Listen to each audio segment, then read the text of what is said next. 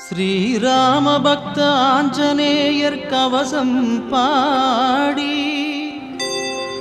அன்போடு துதிப்பவர்க்கு உண்டாகும் நன்மை கோடி. பேராற்றல் கொண்டிருக்கும் மாருதி நீயே, உனை போற்றி பாட வந்தோம், நீ அருள் செய்வாயே.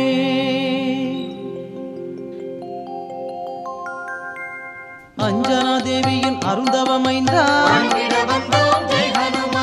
அன்புடையோரை காப்பவன் நீயே, நெஞ்சினில் என்றும் வைத்தே உன்னை, சந்தனத்தாலே பொட்டினை இட்டு சிந்தையில் வந்து நிறைந்தவன் நீயே, காற்றினில் என்றும் கலந்திருப்ப